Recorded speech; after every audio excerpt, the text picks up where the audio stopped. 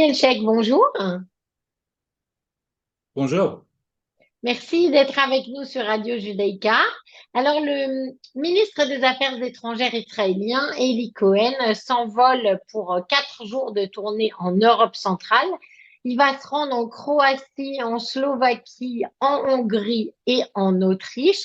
Et visiblement, c'est très important pour Israël. Expliquez-nous un peu pourquoi, Daniel. Bon, je vais dire deux choses. La première, en tant qu'ancien diplomate, je suis le dernier à sous-estimer l'importance des voyages des ministres.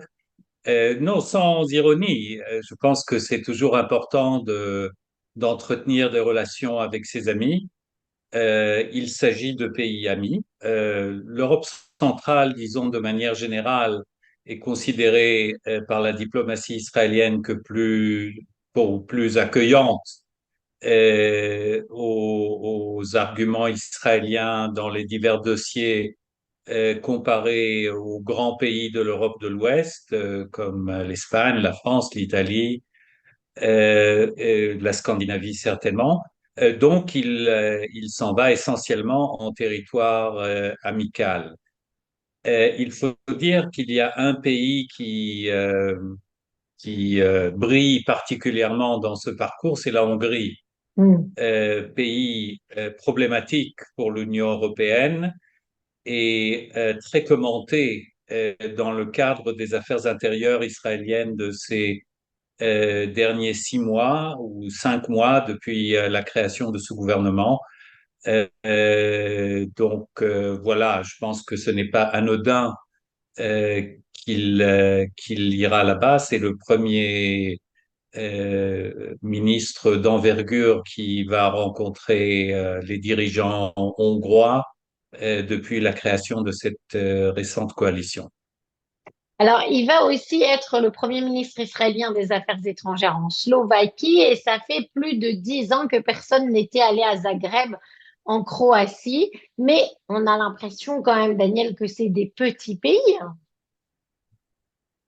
Je veux pas avoir Oui, l'air mais de le dire méchamment, mais ça dépend à quoi on s'attend de cette relation. Est-ce qu'on s'attend à ce que ça fasse basculer la balance de paiement du trésor israélien? Non, bien sûr que non.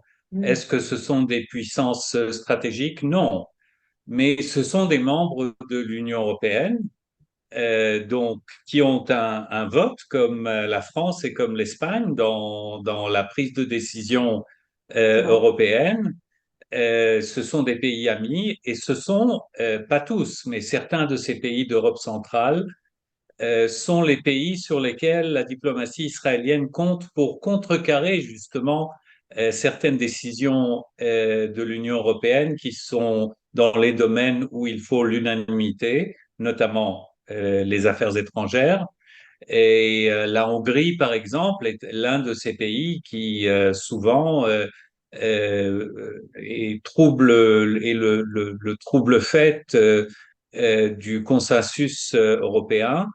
Et donc, il est important d'entretenir les relations avec ces pays, même si, comme vous dites, la Croatie, la Slovaquie ne sont pas considérés comme des pays très grands. Ce qui explique d'ailleurs le fait que depuis 10 ans, par exemple, il n'y a eu personne en Croatie.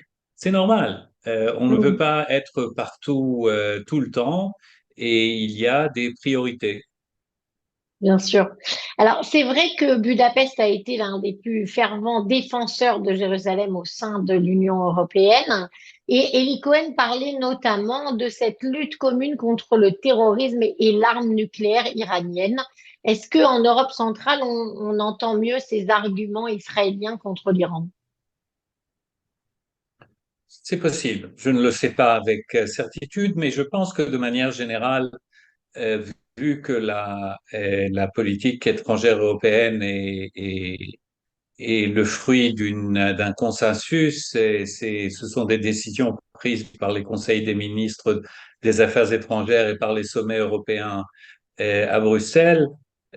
Oui, c'est important d'en parler. Je ne pense pas que ce soit véritablement une priorité de la Croatie Euh, mais oui. En ce qui concerne Budapest, je pense que l'intérêt de l'opinion publique israélienne, des médias et même de la politique israélienne pendant cette journée à Budapest sera portée plutôt vers et les questions concernant la fameuse Réforme judiciaire. réforme judiciaire, fortement inspirée, selon ses concepteurs, par le modèle hongrois, Mm. très controversé en Israël, comme vous le savez, euh, et sujet actuellement d'une part de pourparlers entre le gouvernement et l'opposition sous la tutelle du président de l'État, Yitzhak Herzog, mais aussi sujet à des protestations. Hier était la 21e semaine où des centaines de milliers d'Israéliens sont sortis dans la rue pour protester ce projet de réforme. Donc, très délicat comme visite, très délicate comme visite, avec, oui, c'est vrai, il y a aussi les sujets que la diplomatie israélienne, dont la diplomatie israélienne s'occupe depuis toujours, c'est-à-dire le dossier iranien, le dossier de la lutte contre le terrorisme, le dossier palestinien, si toutefois il sera soulevé par ses interlocuteurs, parce que Eli Cohen ne le portera, ne l'apportera pas sur la table des pourparlers de son côté. Là aussi, peut-être une différence avec les visites de Netanyahou et de Eli Cohen dans les grandes puissances diplomatiques européennes, où il est inévitable de parler du dossier palestinien. Peut-être la diplomatie slovaque s'y intéresse un peu moins que celle française. Mm. Alors, Eli Cohen va être le premier chef de la diplomatie israélienne à participer à une réunion des ministres des Affaires étrangères de ce qu'on appelle le forum de Slavkov. De quoi on discute, Daniel, dans un forum comme ça? De sécurité, d'économie, de quoi on parle? D'abord, je trouve ça intéressant et important. Je crois que la diplomatie mondiale s'organise sous des formes un peu innovantes, notamment régionales, avec des sous-groupes, si vous voulez, de ces grandes structures comme notamment l'Union européenne. Et là, il y a un sous-groupe qui rappelle un tout petit peu les vestiges de l'Empire austro-hongrois. Il manque les Hongrois dans ce groupe, mais il y a ce qu'était la Tchécoslovaquie. Aujourd'hui, c'est la République tchèque et la Slovaquie, et l'Autriche, évidemment, qui, ma foi, forment une sorte de groupe géographique assez logique, si vous voulez, qui ont certains intérêts communs. Je ne peux pas vous dire exactement, je ne peux pas prédire quels sont les intérêts diplomatiques particuliers d'un sous-groupe comme ça par rapport à un pays tiers comme Israël, si ce n'est que c'est un pays ami, que ce sont tous les trois des pays amis à Israël et que du côté israélien, il y a certainement un intérêt à ouvrir un dialogue avec une instance pareille.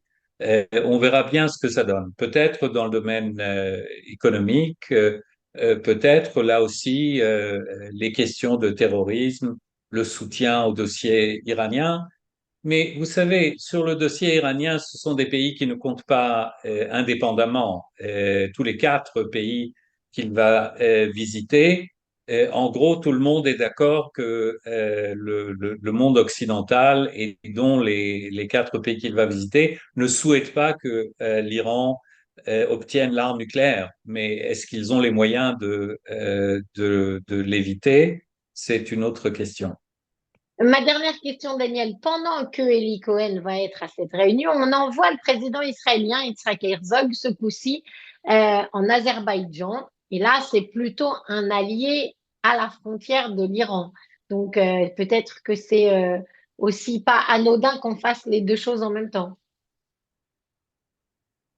Je suppose que c'est le hasard du calendrier. Je ne pense pas que ce soit prémédité. L'Azerbaïdjan, c'est une autre histoire complètement. C'est un pays avec une importance stratégique pour Israël, dimension qui n'existe pas en Europe centrale. Vous avez mentionné la frontière avec l'Iran. C'est un pays euh, avec une grosse communauté musulmane. C'est autre chose et avec lequel Israël a des rapports stratégiques de longue date, une grande, de grands échanges dans le domaine de la défense. C'est une autre histoire. Et d'ailleurs, une visite présidentielle, c'est aussi un autre contenu. Il y a beaucoup de symboles. C'est le chef de l'État. Ce n'est pas un décideur politique ou diplomatique, mais il sera muni sans aucun doute d'un mandat et d'un certain nombre de sujets de conversation que lui auront confié à la fois le Premier ministre, le ministre de la Défense et le ministre des Affaires étrangères. Merci beaucoup, Daniel Cheikh, pour toutes ces explications. Je rappelle que vous êtes ancien ambassadeur d'Israël en France. Une bonne journée à vous. Merci à vous, Lise.